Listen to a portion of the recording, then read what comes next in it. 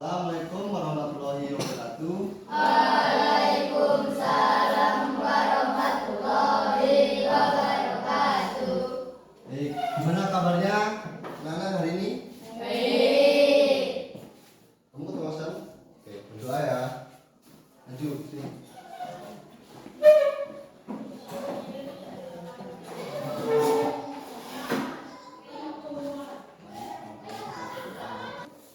Mari kawan-kawan, kita berdoa menurut keyakinan agama masing-masing. Berdoa. Doa mulai.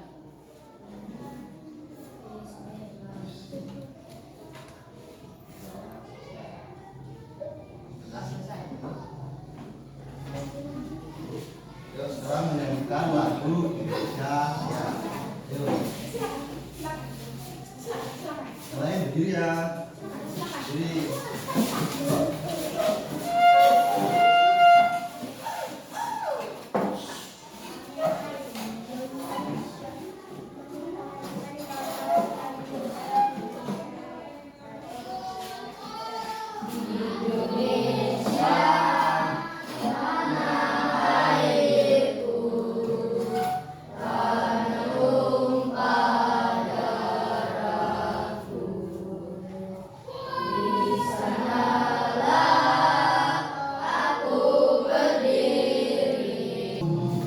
Melanjutkan materi kita hari ini, sebaiknya kita melakukan quiz briefing. Tahu quiz briefing apa? Awal pembelajaran kita. Ini ya quiz briefing kita. Buka tutup, bertepuk tangan. Buka tutup, bertepuk tangan. Digulung-gulung, lalu tersenyum. Digulung-gulung, lalu tertawa. Ngerti? Coba ya. Yang keras. Oke. 1, 2, 3. Buka tutup, bertepuk tangan. Buka tutup, bertepuk tangan. Digulung-gulung, lalu tersenyum. Digulung-gulung, lalu tertawa. Oke. Lanjut ke materi kita hari ini. Yaitu materi kita dalam menulis dan memahami teks cerita. Apa sih memahami teks? Memahami teks adalah proses kognitif membaca yang bertujuan untuk menangkap, menginterpretasikan dan menafsirkan makna dari bacaan serta meniru. Kegiatan ini mencakup pemahaman terhadap struktur teks, ide pokok, informasi penting, maksud penulisan serta pesan atau nilai yang terkandung dalam bacaan tersebut. Jadi kita akan memahami teks kisah Kancil dan Buaya. Pernah dengar cerita ini? Jadi nanti kita di sini disuruh memahami isi cerita Kancil dan Buaya. Jadi kita bagi kelompok sebelum kita lanjut ke mata pembelajaran ini.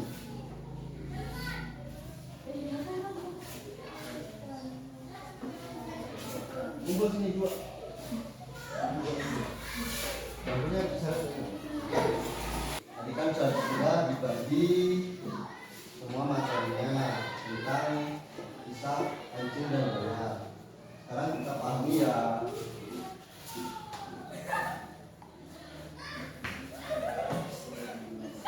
Dibaca ya.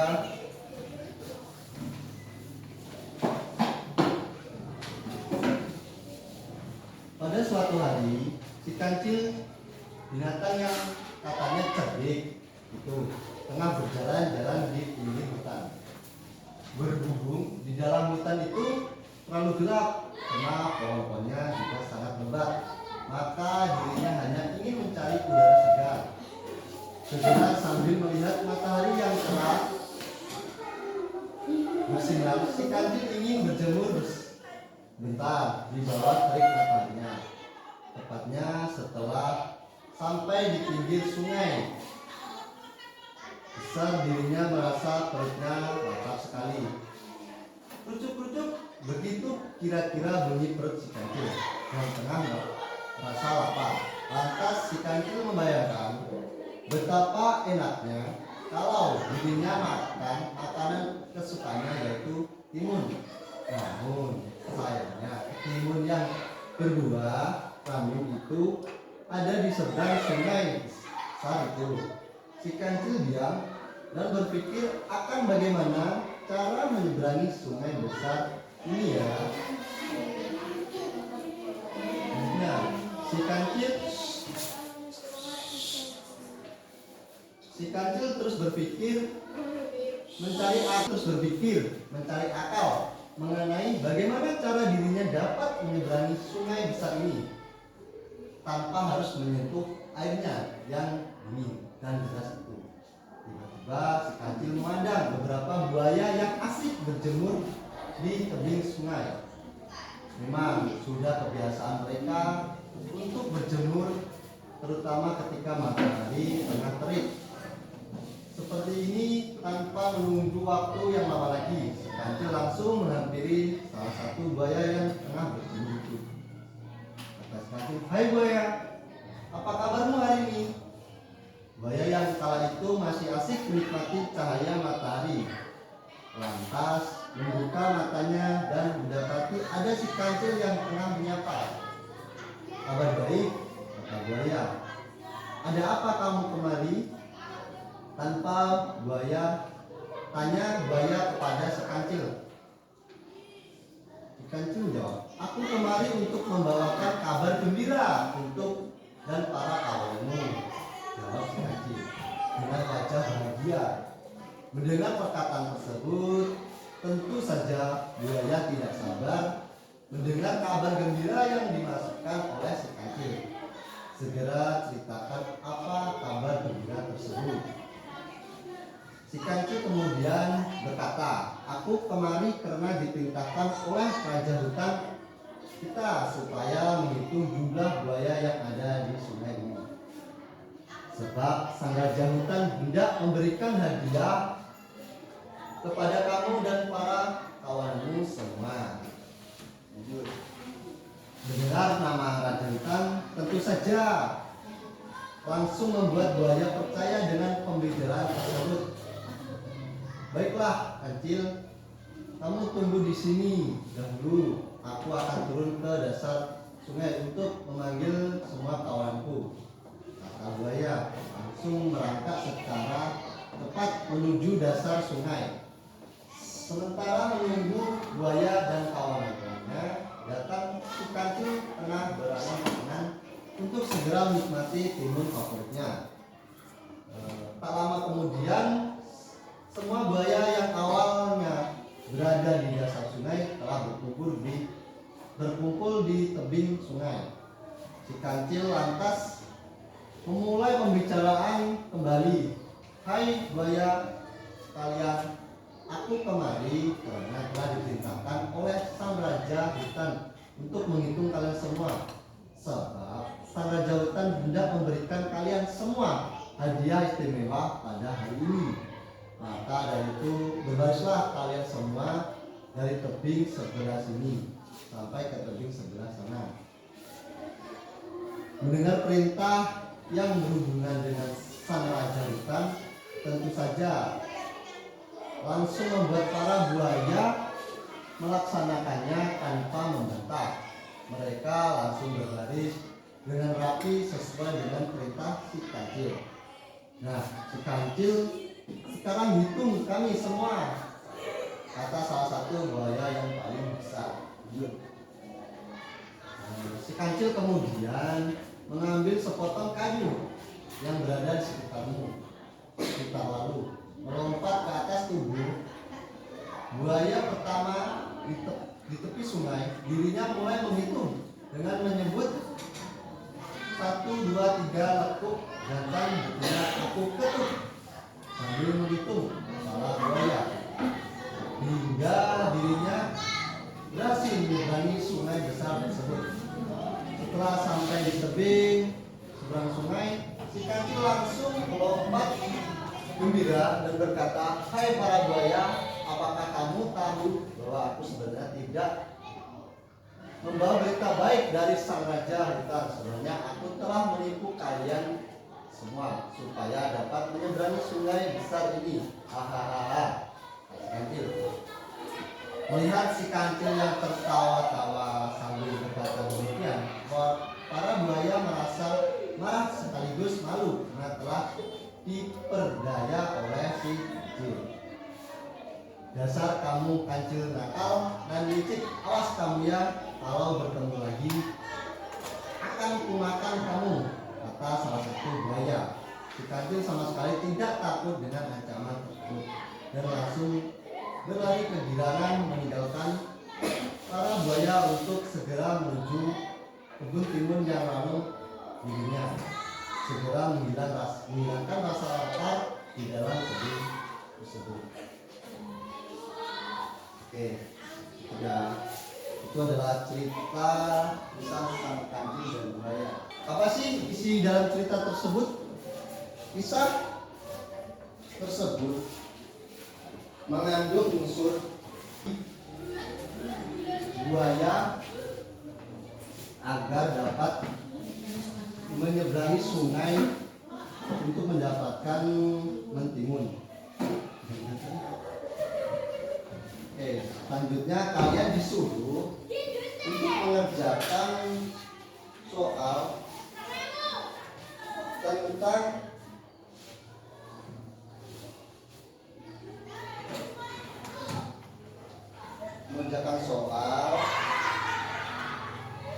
untuk menganalisis cerita tersebut.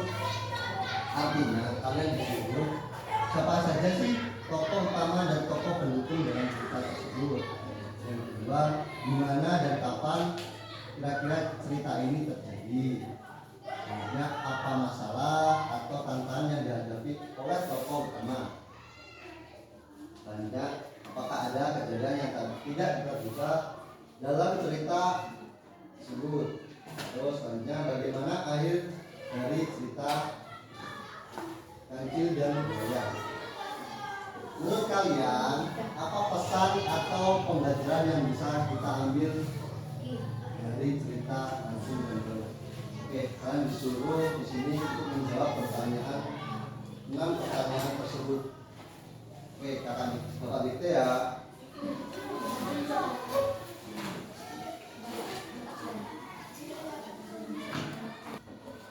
Oke, Bapak kasih soalnya untuk menganalisis kisah kancil dan buaya. Siapa saja tokoh utama? Siapa saja tokoh utama?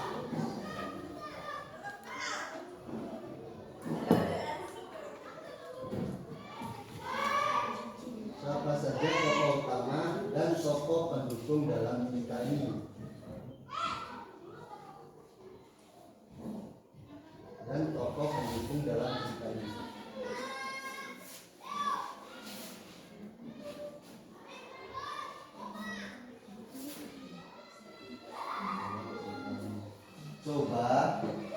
Coba deskripsikan sifat salah satu. Coba deskripsikan sifat salah satu tokoh yang paling kalian ingat. Coba deskripsikan sifat salah satu tokoh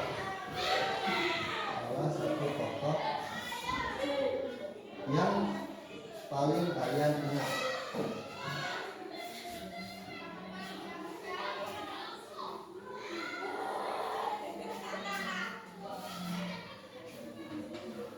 Yang kedua, di mana dan kapan kira-kira cerita ini? Di mana dan kapan kira-kira cerita ini terjadi?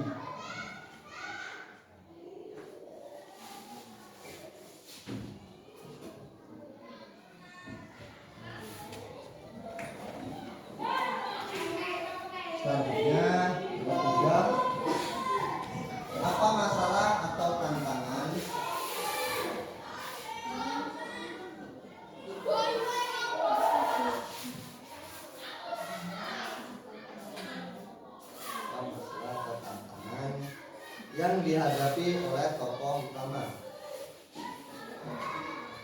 Yang dihadapi oleh tokoh utama.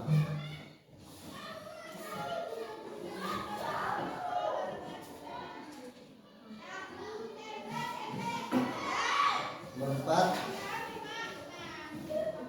apakah ada kejadian yang tidak terduga? Apakah ada kejadian yang tidak terduga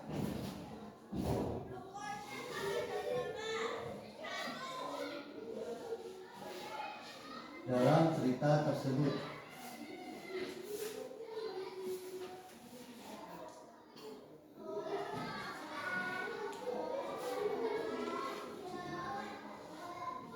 Nomor 5.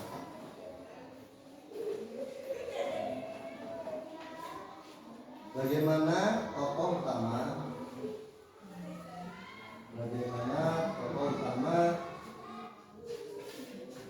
berusaha mengatasi masalah tersebut?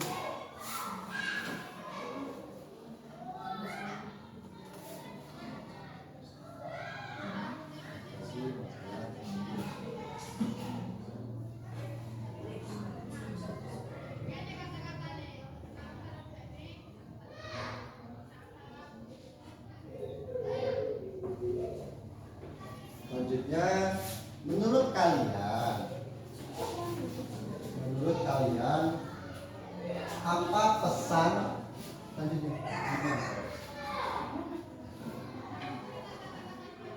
Menurut kalian apa pesan atau pembelajaran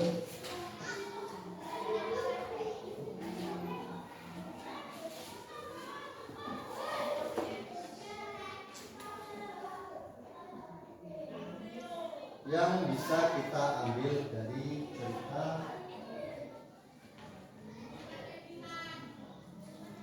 Menurut kalian apa pesan atau pembelajaran yang bisa kita ambil dari cerita tersebut?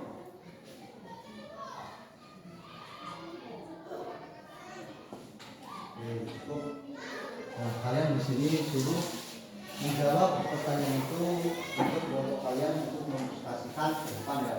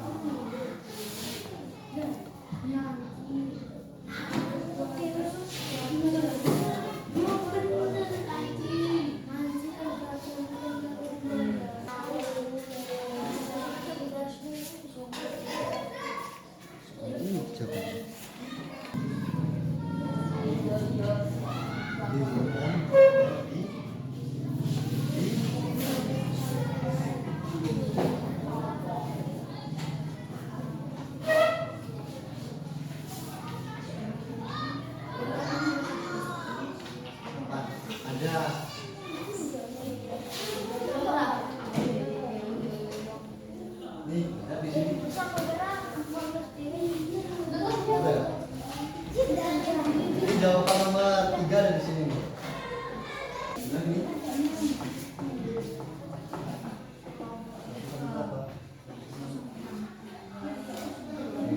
Selanjutnya kita mempresentasikan hasil menganalisis tadi ya, kancing dan buaya.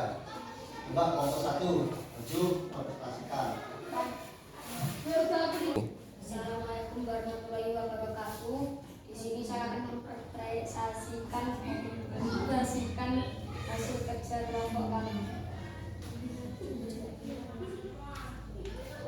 Siapa saja tokoh utama dan tokoh pendukung dalam cerita? Coba deskripsikan dan sifat salah satu tokoh yang paling kalian ingat? Jawaban. Tokoh utama kancil, tokoh pendukung buaya, sifat kancil yang sangat nakal dan cerdik. Kedua. Di mana dan kapan cerita ini terjadi? Terjadi di hutan dan di sungai dan di siang hari. Ketiga, apa masalah atau tantangan oleh tokoh utama keluarga dalam cara menyeberangi sungai besar yang dan jenis dan jelas. Apakah ada kejadian yang tidak terduga dalam kata tersebut? Ada.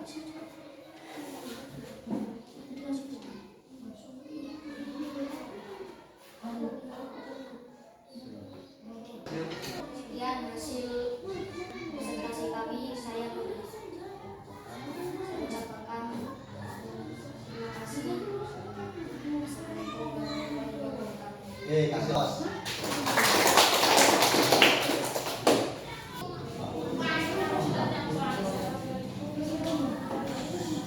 Waalaikumsalam warahmatullahi wabarakatuh.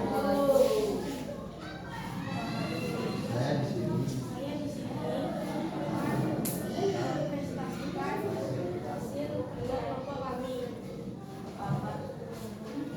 Satu, siapa saja tokoh utama dan tokoh pendukung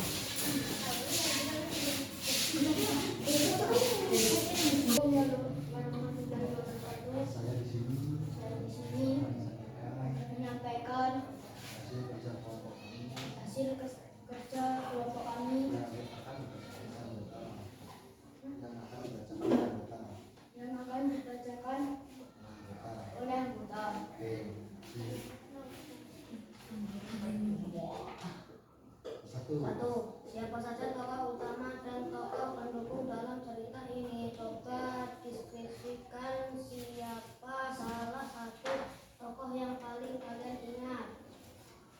Kancil, buaya, dan tokoh pendukung raja hutan dan teman-teman buaya. Yang paling kalian ingat adalah kancil dan buaya.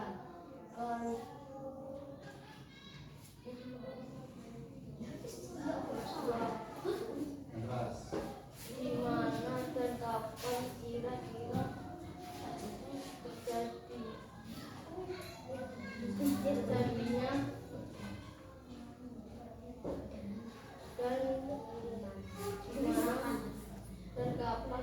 Di mana dan kapan kira-kira cerita ini terjadi? Di mana? yang lain dan di sungai. Di mana? Di sungai hari. Kapan itu terjadi? Pada siang hari. Banyak. Apa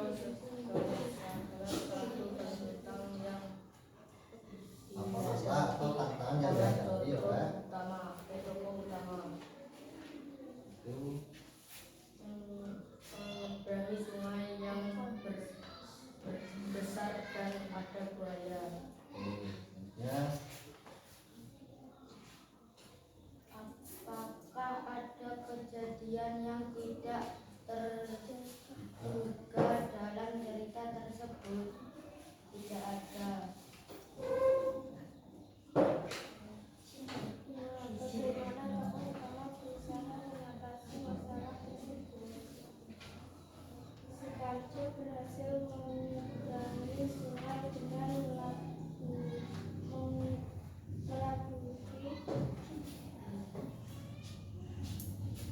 menipu si buaya untuk berbaris menjadi jalan si kancil untuk menyeberangi sungai. Menurut kalian apa pesan atau pembelajaran yang bisa kita ambil dari cerita tersebut? Tidak boleh berbohong. Tuh. Dan dari presentasi kami,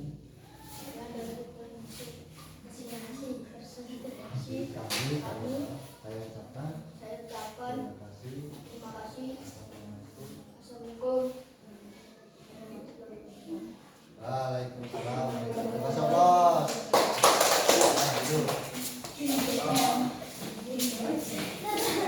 Oke, jadi Bapak akan menambahkan sedikit hasil presentasi kalian.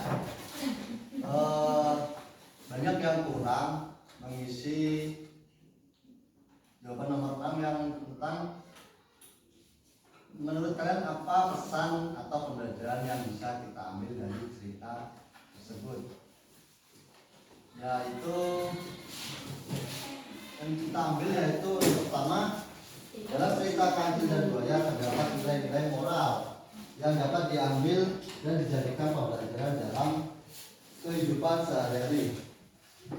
Jadi yang dapat kita ambil yaitu yang pertama, kecerdikan sebagai senjata utama. Dari cerita tersebut ada tokoh Kancil ini menggambarkan bahwa kecerdasan dan akal yang tajam dapat menjadi solusi dalam menghadapi bahaya atau kesulitan, bahkan ketika berhadapan dengan makhluk yang lebih kuat secara fisik. Hanya pentingnya berpikir cepat dan strategis. Kancil menunjukkan bahwa kemampuan berpikir cepat dan membuat strategi yang tepat dapat menyelamatkan dirinya dari situasi yang terancam. Contohnya yang tadi, bagaimana dia mau menyeberangi sungai, padahal di sungai itu terdapat banyak buaya. Nah, untung si Kancil punya ide, yaitu dengan melabui si buaya untuk menjadi jembatan penyeberangan si Kancil. Selanjutnya, jangan mudah percaya tanpa pertimbangan. Jadi buaya dalam cerita tersebut mudah percaya pada perkataan Kancil tanpa berpikir kritis. Hal ini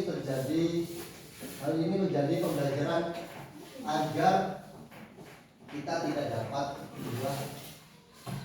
terpengaruh atau tertipu oleh ucapan atau kata-kata manis orang lain. Jadi kisah Kancil dan Buaya itu bisa jadi pembelajaran kita agar tidak mudah kita dilabui oleh orang yang lebih pintar dari kita. Itu maksudnya. Ada menggunakan kecerdasan dengan bijaksana.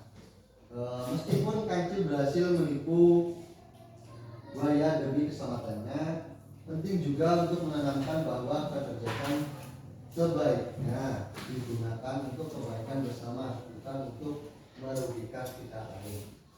Dalam cerita Kancil dan Buaya tadi itu tidak merugikan buaya, tetapi itu cara si Kancil untuk bisa mengambil makanan di seberang sungai.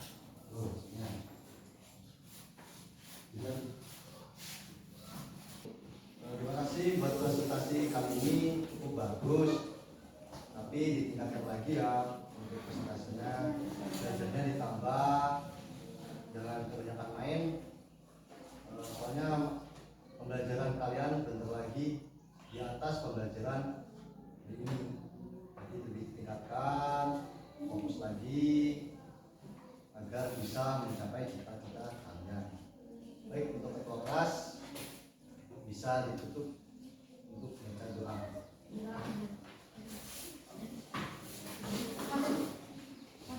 Siap, gerak, mulai.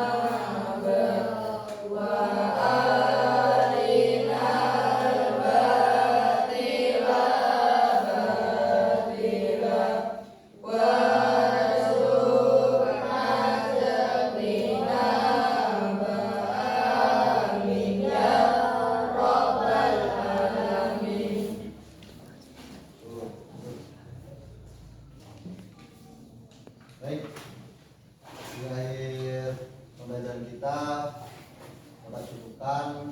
Saya ucapkan terima kasih. Assalamualaikum warahmatullahi wabarakatuh.